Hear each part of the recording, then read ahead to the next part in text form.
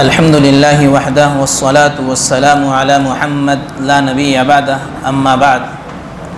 اسلامی بھائیوں اور اسلامی بہنوں، آج تراویح کی نماز میں چوتھے پارہ کے شروع سے اس پارے کے نصف تک تلاوت کی گئی۔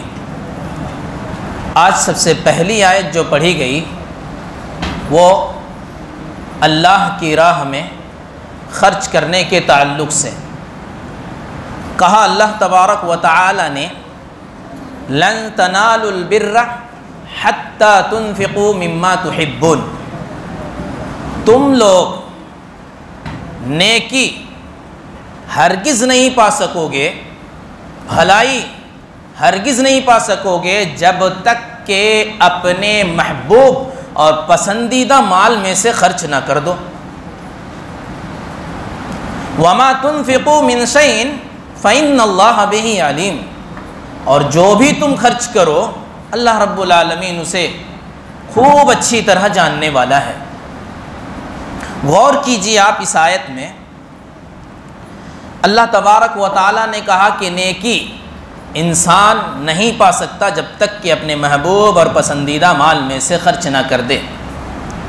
یہ آیت ہمیں اور آپ کو بتاتی ہے کہ جب ہم اور آپ چاہتے ہیں کہ پسندیدہ مال ہو، ہمارے پاس محبوب ہو، تو ہم دوسروں کو دیں تو اپنے محبوب مال میں سے خرچ کریں، گھٹیا قسم کا نہیں کہ جسے آپ خود نہیں چاہتے کہ ہم اپنے پاس رکھیں، وہ آپ اپنے بھائی کے لیے کیسے چاہتے ہیں کہ اس کو مل جائے، اس کو آپ دے دیں۔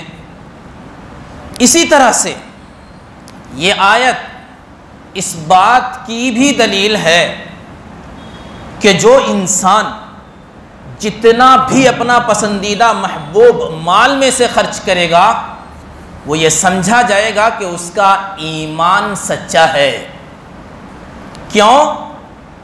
اس لیے کہ اس نے محبوب مال پر اللہ رب العالمین کی محبت کو ترجیح دیا ہے، اپنے محبوب مال کو چھوڑ کر کے اللہ کی محبت کو ترجیح دیا ہے، اللہ کے حکم کو مانا ہے، تبھی تو اپنے محبوب اور پسندیدہ مال کے ہوتے ہوئے اس میں سے خرچ کر رہا ہے۔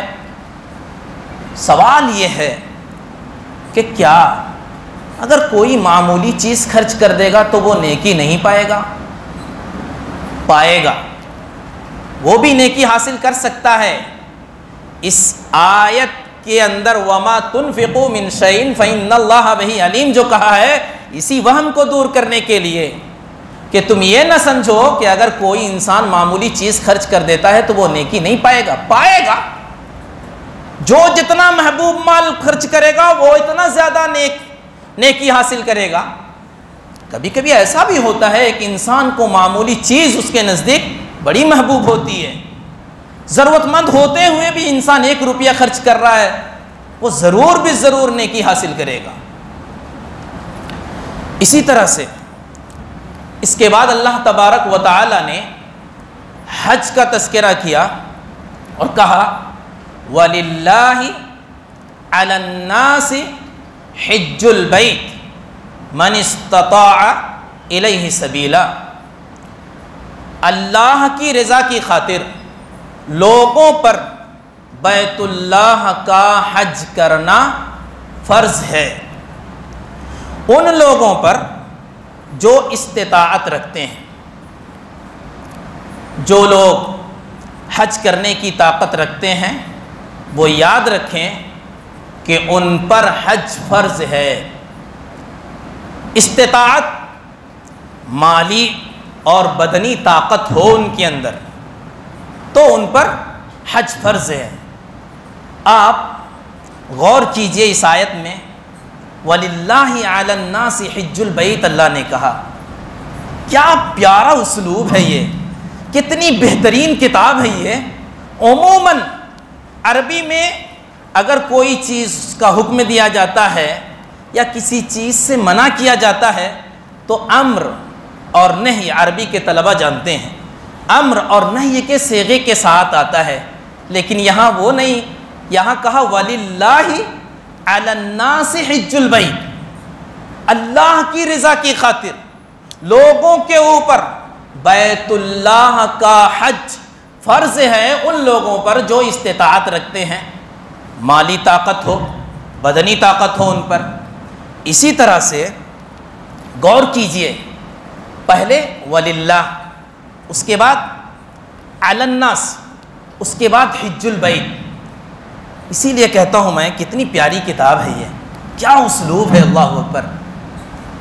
وقائع اور وقوع کے اعتبار سے یہ ذکر ہے، سب سے پہلے حکم دینے والے کا وَلِلَّهِ، اللہ حکم دینے والا ہے، اس کے بعد جس کو حکم دیا گیا ہے لوگ علی الناس، ان کا تذکرہ ہے، اس کے بعد جس چیز کا حکم دیا گیا ہے بیت اللہ کے حج کا حج البیت کہا۔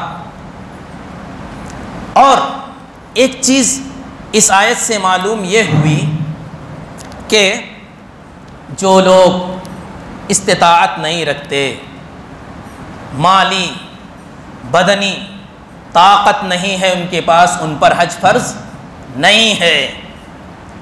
اسی طرح سے وَلِلَّهِ عَلَى النَّاسِ حِجُّ الْبَيْتِ کا اسلوب اختیار کر کے اللہ تبارک و تعالی نے ثابت کر دیا کہ حج کی فرضیت بہت اہم ہے۔ اور اسی وجہ سے کل یا اس سے پہلے میں نے جو بیان کیا تھا کہ کل ہی بیان کیا تھا کہ اسلام کے بنیادی ارکان میں سے ایک رکن حج بھی ہے، لیکن یہ ان پر فرض ہے جو استطاعت رکھتے ہیں۔ اللہ رب العالمین کس قدر ہم پر اور آپ پر احسان کیا ہے، آپ من استطاع الیہ سبیلا سے اندازہ لگائیے۔ اللہ نے نہیں کہا کہ تم سب پر فرض ہے، کہ اللہ رب العالمین ہم پر احسان نہیں کیا تو کیا کیا؟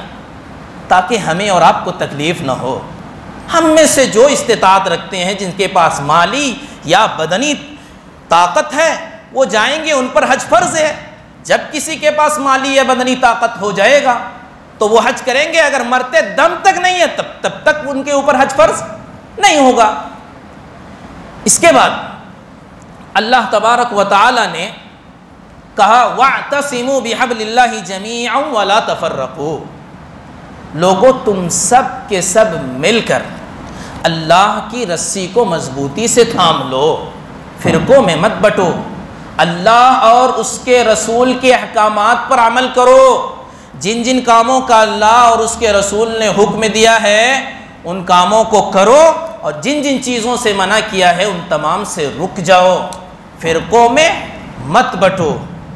یہ آیت اس بات کی دلیل ہے کہ فرقہ بندی حرام ہے اسلام کے اندر، فرقہ بندی ممنوع ہے۔ غلط طریقے سے جو فرقہ بندی ایجاد کیا ہو گیا ہے وہ منع کر دیا گیا اسلام میں۔ ہمیں اور آپ کو حکم ہے کہ ہم اور آپ مل جل کر کے رہیں، شرط یہ ہے کہ قرآن و سنت کے اوپر عمل کر کے۔ اور یہ آیت ہمیں یہ بتاتی ہے کہ ہمارے اور آپ کے اندر اتفاق آئے گا کب؟ جب ہم اور آپ قرآن و سنت کو مضبوطی سے تھام لیں گے، اپنی زندگی قرآن و سنت کے مطابق گزاریں گے تو ہمارے اور آپ کے درمیان اتفاق پیدا ہوگا۔ اس اللہ تبارک و تعالیٰ نے کہا وَاذْكُرُوا نِعْمَةَ اللَّهِ عَلَيْكُمْ اِذْ كُنْتُمْ أَعْدَاءَ، یاد کرو اللہ کی نعمت کو اپنے اوپر جب تم آپس میں ایک دوسرے کے دشمن تھے۔ اسلام کے آنے سے پہلے ایک شہر کے ہوتے ہوئے تم ایک دوسرے کے خون بہاتے تھے، حالت خراب تھی تمہاری۔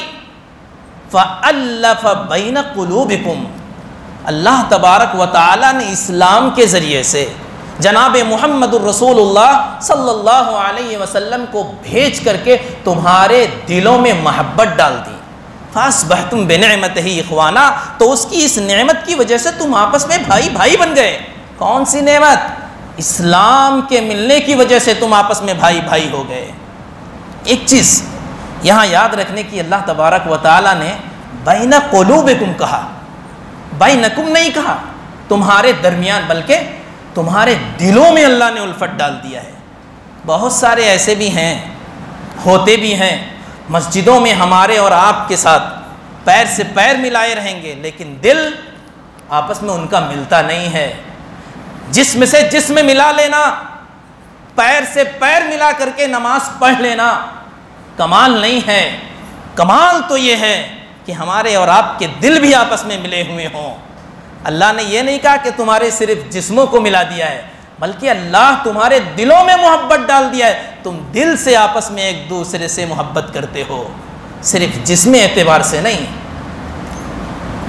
اس کے بعد اللہ تبارک و تعالی نے ذکر کیا، کہا کہ اللہ تبارک و تعالی نے تمہیں بدر کے موقع پر تمہاری مدد کی۔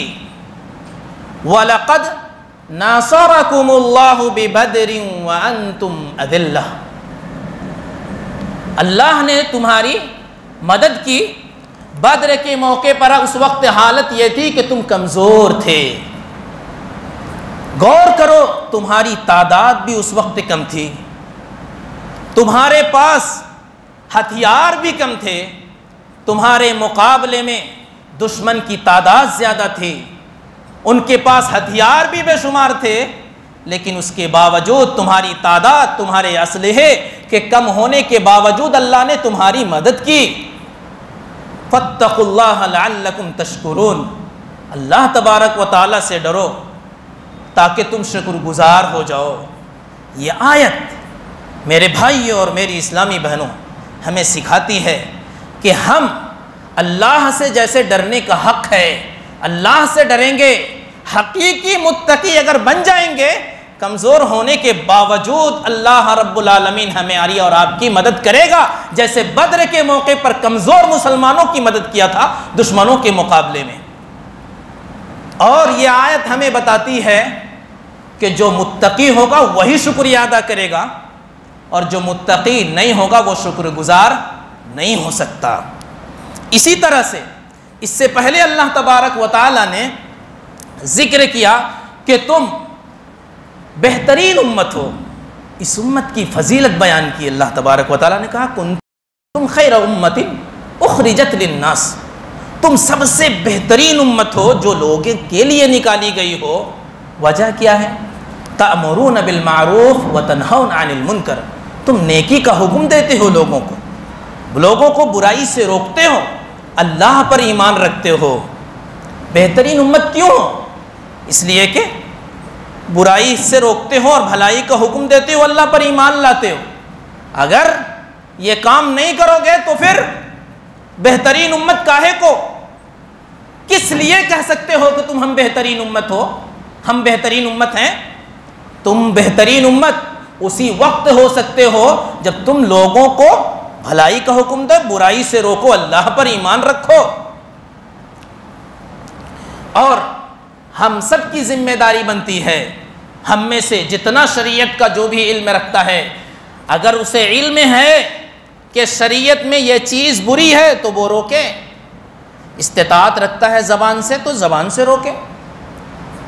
اگر سب سے پہلے اس کے لیے ضروری ہے کہ ہاتھ سے روکنے کی طاقت ہے تو ہاتھ سے روکے، اس کے بعد اگر ہاتھ سے روکنے کی طاقت نہیں ہے تو زبان سے بھی روکنے کی طاقت نہیں، دل میں تو برا جان سکتا ہے، دل میں برا جانے۔ اگر کوئی آدمی برائی کو دیکھتے ہوئے بھی دل سے بھی برا نہیں جانتا تو سمجھ لیجئے کہ وہ انسان چلتا پھرتا ایک مردہ ہے۔ کیسے کوئی برائی کو دیکھ کے بھی برائی نہیں جانے گا؟ کیا یہ انسانیت ہے کہ ایک انسان برائی کو دیکھ کے بھی دل سے بھی اس کو برا نہ جانے؟ ہاتھ سے طاقت نہیں، زبان سے طاقت نہیں، دل سے تو برا جانو۔ اس کے بعد اخیر میں اللہ تبارک و تعالی نے کہا وَلَا تَهِنُوا، وقت ہو چکا ہے، بس یہ آخری بات بتا کے اپنی بات مکمل کروں گا۔ وَلَا تَهِنُوا وَلَا تَحْزَنُوا وَأَنْتُمُ الْأَعْلَوْنَ إِن كُنتُم مُؤْمِنِينَ، کہ تم کمزور نہ بنو، غم نہ کرو، تم ہی سر بلند رہو گے اگر تم ایمان والے ہوگے۔ یہ آیت ہمیں بتاتی ہے کہ مومن کے شان کے خلاف ہے کہ مومن غم کے اندر ڈوبا رہے، مومن بزدلی دکھائے، مومن کمزور بنے، ایمان والے کے شان کے خلاف ہے۔ ایمان والوں کو چاہیے کہ غم میں ڈوبے نہ رہیں، مصیبت آئی ہے صبر کریں۔ اور اسی طرح سے یہ آیت ہمیں اور آپ کو سکھاتی ہے کہ اگر ہم اور آپ سچے مومن ہوں گے تبھی اللہ رب العالمین ہم سب کو سربلندی عطا کرے گا، ورنہ نہیں۔ آخر میں اللہ تبارک و تعالی سے دعا کرتے ہیں کہ الہی ہم میں جو پریشان حال ہیں ان کے پریشانی کو دور فرما دے، آمین۔ وآخر دعوانا الحمدللہ۔